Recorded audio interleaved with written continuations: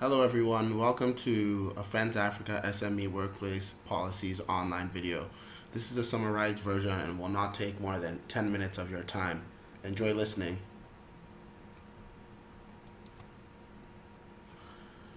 Today we're going to be looking at the impact of HIV, AIDS, TB, and malaria on businesses. We will look at the components or the pieces of what goes into a comprehensive workplace program to address HIV, AIDS, TB, and malaria, and we will finally do a quick personal risk assessment on HIV, malaria, and TB.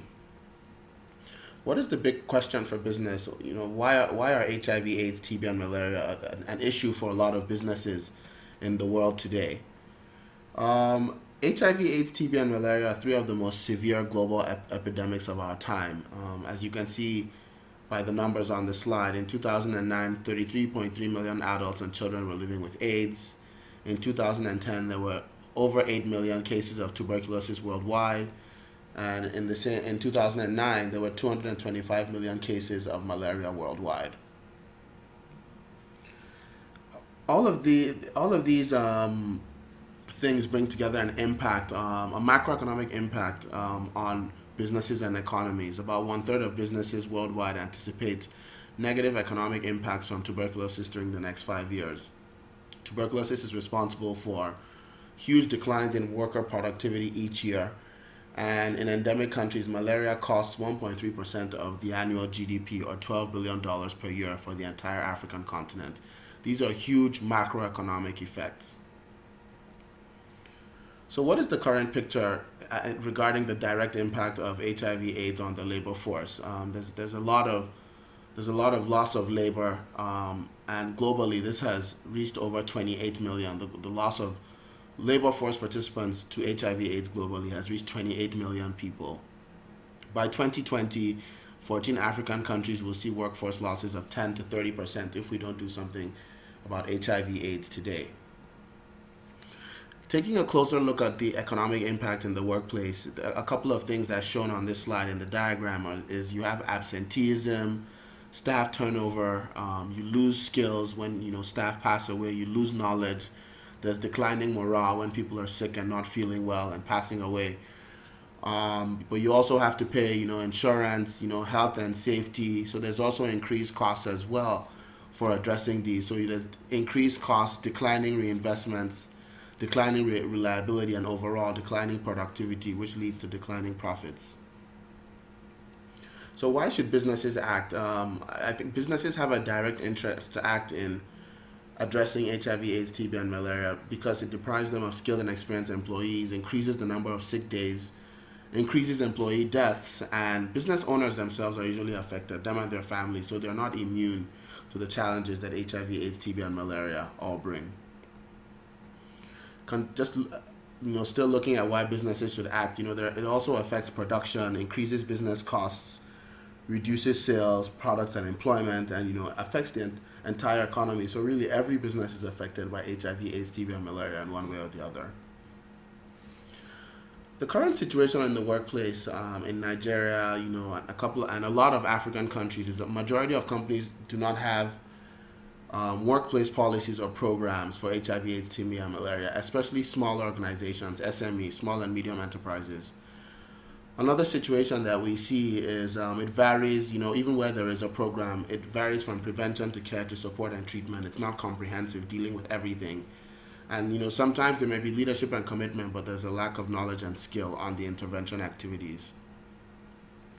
What are the elements of a comprehensive program? First, you have to have a non-discriminative policy, which basically means you can't discriminate against any staff on the basis of their health condition. You have to have education and awareness on the diseases so people know about them. You have to have care and treatment. You have to be able to monitor and evaluate your program to make sure it's working, and you have to be involved in outreach to the community. Some of the steps in developing a program are: you first have to identify a focal person in your organization, sensitize top management, form a committee that works on wellness coordination, carry out an assessment, establish the needs of the program, conduct a planning workshop. This is the 5th step, and then you implement your action plan. And once this is done, you can now define what activities you will be covering, and you can monitor and evaluate and have program review meetings to assess how the workplace policy program is doing. Again, looking at kind of the diagram here, this is the way it should be set up in an organization. It starts with the leadership and commitment. You roll out your policy, you have a budget, and you embed it in your management systems and structure. You form relevant partnerships, as you're going through the spectrum of addressing whether it's HIV, AIDS, TB, or malaria.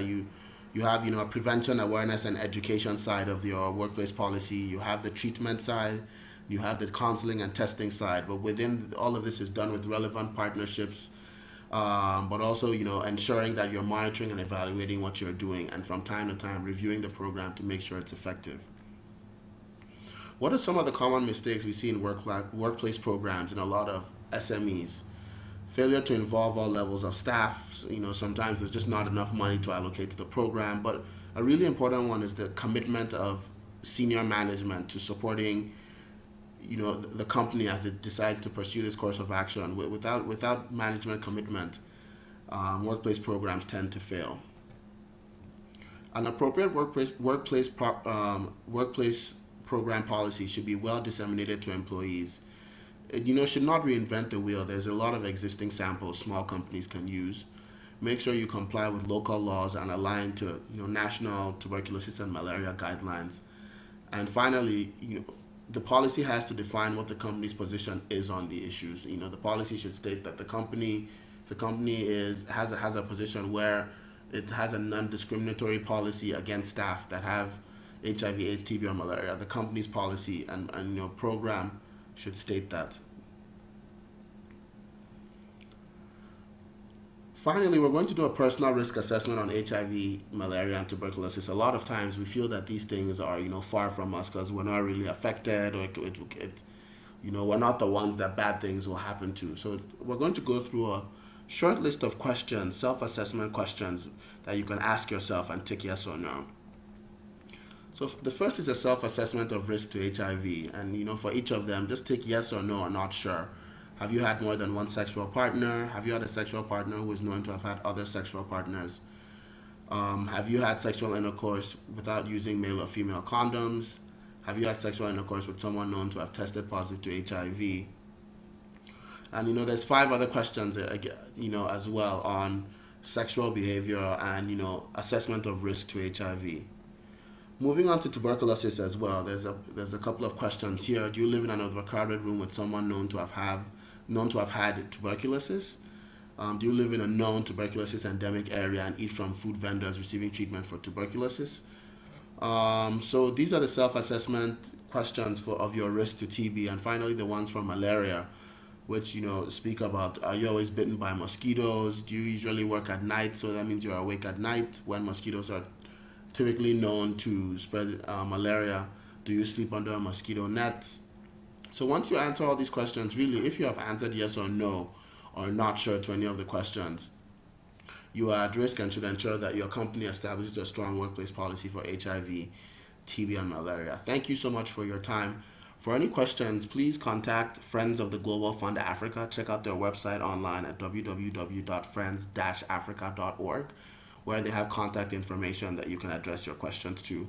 I hope this has been helpful to you, and I hope you will support your company in rolling out a workplace policy for HIV, AIDS, TB, and malaria. Thank you very much.